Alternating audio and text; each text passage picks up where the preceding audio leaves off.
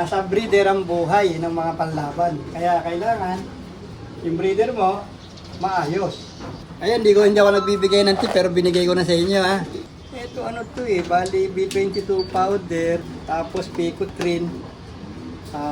Bali 4. Congrats kay Sir Iking De La Cruz. Yan. Ikaw sir, paano pala pumili nung pagpepeyerin mo na breeder?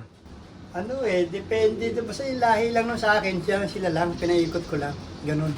Kasi pag pinasukan mo ng iba, testing yun. Hindi kagaya niyan, kabisado mo, alam mo kung ano yung lalabas niyan, may tibay na kagad, hindi mangangapa ka. Dapat sa iba, ganun din. Kung ano, kasi pagka kumuha ka sa iba, pinaris mo, testing yun. Ako, di na ako magte-testing, okay na ako. Okay na ako dito sa lahi ng ibong ko. Pero sir, anong mga winning line na gamit mo dito? Number 1, Emil. Number 2, Arden, Valderman. Ayan. Tapos yung Wickham, yun. Saka yung Vandenbroek. Ayan yung yung 5. Yun na lang sir yung pinapaikot mo dito? Oo, sila lang. Matibay na yun. Hindi mo naman kailangan mag-entry ng marami. Hindi naman tayo mayaman. Yan, maraming salamat sir. Pero ikaw sir Iking, paano ka mag-prepare ng breeder mo bago sila isabak sa breeding? Mahaba. Preparation ko, 4 months. Ang haba sir, ano? Oo, 4 months. Anong ginagawa mo sa unang buwan? Hindi, siyempre, number 1, pupurgahin mo. Purga, tapos anong sa malatayon. Tirahin mo ng cancer capsule. Yan, para malinis. Ganon. Yan ang sa unang buwan. Tapos yung kailangan, magsasalang ka yung balahibo, kompleto, makinis. Hindi ko pwede hindi. Yun ang ano dyan. Kasi pag sinalang mo lugon yan, kahit champion yan, di mananalo yan. Kasi iba yung kondisyon ng breeder. Nasa breeder ang buhay ng mga panlaban. Kaya kailangan, yung breeder mo, maayos. Bago mo isalang. Kaya kagaya nga yan, last na yan Dahil ano na yan maayaw na yan Ang salang yan, sa susunod na uli. Hanggang ilang clutch ka pala sir sa mga breeder mo? Ito ngayon, yung 75, kinuhanan ko ng 6 na round. Dami. 6 na round, pero yung katawan niya hindi nagbabago. Anong sikreto nyo sir? Bakit hindi nagbabago yung katawan? Pero siyempre, lagi mong bibigyan ng vitamins. Kaya tatakang nga sila dyan Ba't kanya itong round amin, 3 round pa lang Dapa na. Sa akin, pang-6 na yan, nakita mo katawan niya, parang bato. Oo nga no. Pero ikaw dito Sir Iking, anong mga gamit mong supplements pagdating sa breeding? Ayan, pula-puti lang. Tapos ito nga, binigyan tayo ng tropa ng Evios. Ito mga kalapat. Bigay sa Inakay. So, tapos ito naman para sa balahibo. Na yung sinasabing naninisnis. Ito, sasabayan mo na ito. Pag gusto mo nang di manisnis yung ibo mo, 3 times a week, gawin mo. Top color. Ayan, hindi ako nagbibigay ng tip pero binigay ko na sa inyo Bihira magbibigay ng tip Ako, eto na. Cod liver oil saka ito, sisiw pa lang. 10 days, bigyan nyo. Tingnan mo, hindi magninisnis yung nyo. Yung ng ibon nyo. Kasi sa akin, tested ko na. Kinarera ko puti, hanggang natapos puti pa din, walang nisnis. Ito kailangan, meron ka nito. Ayan. Pink mineral mga kalapatid. Oo, yan. So, ilang beses ang buhay, isang linggo yan sir? Nakababad sa mga breeder yan. Babad. Ano pang minerals ang gamit nyo sir sa breeding? Ito bali B22 powder, tapos Picotrin, pink mineral, taka yung bali 4. Sesical yung isa Ito mga kalapatid. So. Ito lang okay na sa breeder nyo. Medyo madugo lang presyo dahil medyo mahal. Okay naman, inuwi naman ng ibon, sila rin naman nag-uwi na ito Basta lahat ng ibon ko, itong kulungan ko, si 75 ang nag-uwi niyan. Itong buong kulungan ko na to, kanya yan, sa may-ari niyan. Siya pala nagpagawa na ito sir. Ito, kulang halos laki na ito, laki ng ginastos ko rito, medyo masakit sa ulo. Maraming salamat Sir Iking. Yan, Sir Iking, tingin mo yung pinakang importante sa breeding? Yung number 1 sa breeding, siyempre, kondisyonin mo yung breeder mo. Yung kumpletong balahibo bago isalang, yun ang number 1. Walang bulate, walang kuto, walang sipon, walang halak, walang kangkit. Pero kailangan kumpleto. Ano mo muna. lahat gagawin mo para malinis mo ibon. Ayun yun. Yun, maraming salamat sir. Para maganda lahi ng ibon mo, maganda alaga mo, training mo, gamot mo,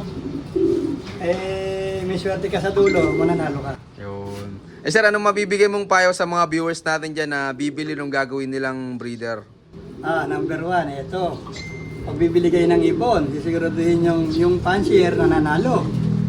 Nananalo talaga, hindi puro kwento. Marami kasi, puro kwento lang eh.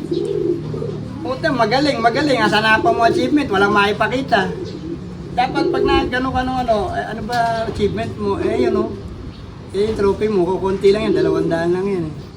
Taga mo na. Hindi kasi maraming naggagaling-galingan, pero hindi naman talaga magaling. Ganun yan kasi siyempre bentahan yan eh.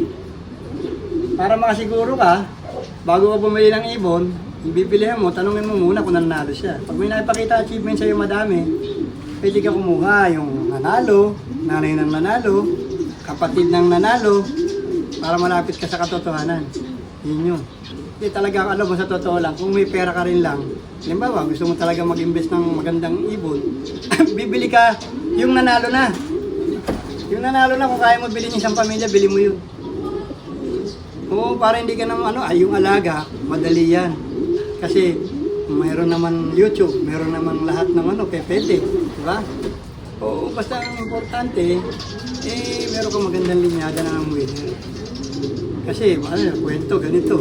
Ito, magaling to, anak ng champion to, ganito. Yung labanan, karera, hindi kwentuhan. Di ba? Puta, pagka kwentuhan ng labanan, puta, wala nang mananalo. Sa kwento pa lang, tatalunin ko na sila. Diyan tayo magaling sa kwentuhan eh. Yung talagang dapat. Kasi maraming bumibili, may sinabing lahing ganito, sinabing lahing ganito. Tanungin mo yung may-ari kung nanalo na, walang maipakita. Bakit? Wala achievement eh. Ganun yan. Kailangan, pag sinabi ng ito magaling to, asan achievement ng lahi niyan? Asan achievement mo? Yun ang tanong. Ngayon, pag walang maipakita, paano mo nasabing magaling yan, hindi ka naman nanalo? Di ba? Yun. Ako, pwede ko sabihin, kagaya niyan. Ano ba achievement niyan? Ayun, 40 trophy niyan. Oh. Ang dami palang trophy na ni 75K sir. Nako, unang akot ko ng trophy niyan, 34. Hindi ko pa nakuha yung iba. Saan mga club yan, sir? Yan, sa MMFC, lahat nakakumbay ng MMFC roon, laging lap ko yun natin. Oo, ang dami na-combine sa MMFC, sir, Oo. Di, ang mahirap pati ngayon, ang daming naloloko ng mga newbie, sir, Ay, hindi naman kasi, pag sinabing budget meal, pumunta kang Jollibee. O kaya McDo, andun yung budget meal. Hindi kasi, kung maghahanap ka ng magaling na ibon, gusto mo, mas mura, walang ganun. Kasi, biro mo, bibili mo magkano, mura lang.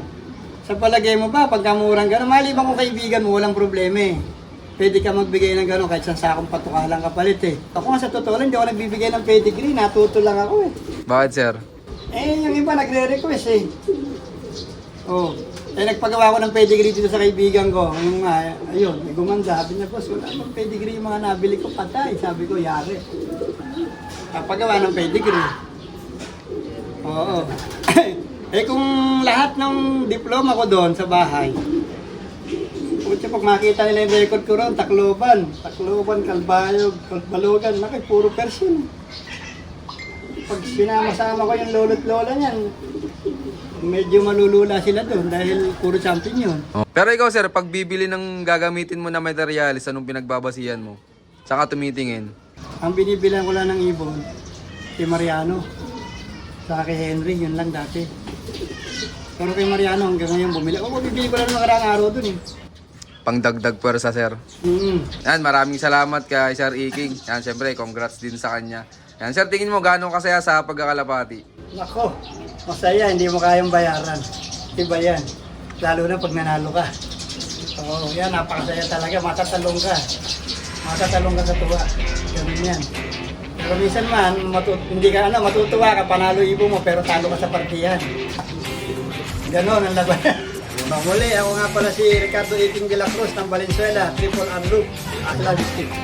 Yun, maraming salamat sa patuloy niyo suporta mga kalapatid. So, siyempre maraming salamat din kay Sir Iking. Yan, sa pag-unlock ulit na makapag-love visit tayo sa kanya. Yan, Sir Iking, baka pala may mga gusto kong shoutout dyan.